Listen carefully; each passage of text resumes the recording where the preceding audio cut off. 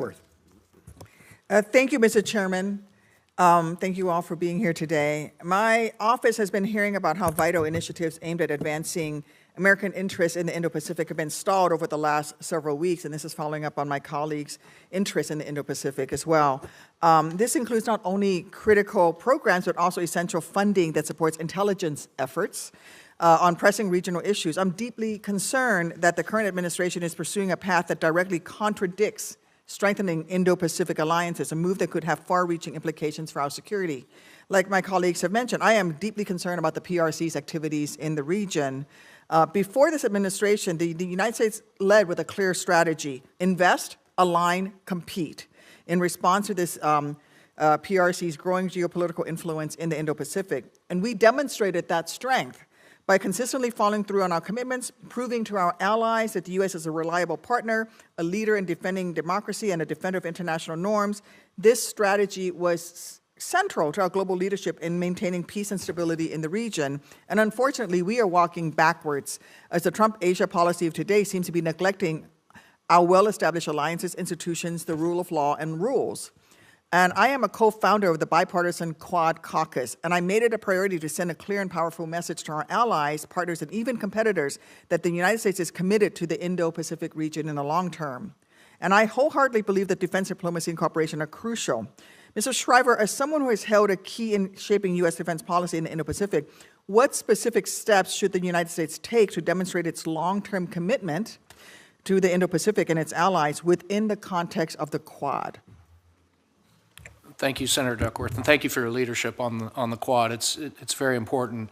So I'm the only one up here who's not a professor, but if I were to give this administration a grade, it wouldn't be failing, it would be incomplete, because I think they've done some very positive things. The Prime Minister Ishiba visit, Prime Minister Modi's meeting with President Trump, and I would point to Secretary Rubio's decision on the very first day in office to hold a Quad meeting as part of that positive agenda, notwithstanding some of the other issues that you mentioned, and I share some of your concerns, I'm sure.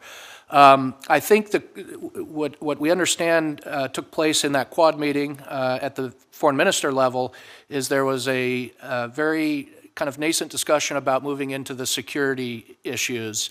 And that's significant that Foreign Minister Jaishankar would go along with that and actually introduce some of that, as I understand it, which indicates India is sufficiently concerned that they're willing to take this format and move it into military and security issues. So I would like to see that nurtured and matured and even perhaps go operational. We've got a lot of PLA activity in the Indian Ocean now. Anti-submarine warfare cooperation could happen quietly, but it could involve the four countries doing real-world things that would be very significant. Don't you think that that is also a place where we can strengthen our relationship with Quad, but also not alienate important regional partners like ASEAN? And I do think that there is a need to strengthen economic relations with the Quad, but in a way that complements our relationship with ASEAN and their leadership role. Both, so I'm asking both economic cooperation, but also cooperation, especially when it comes to strategies where the Chinese are really infiltrating into the region. So go ahead.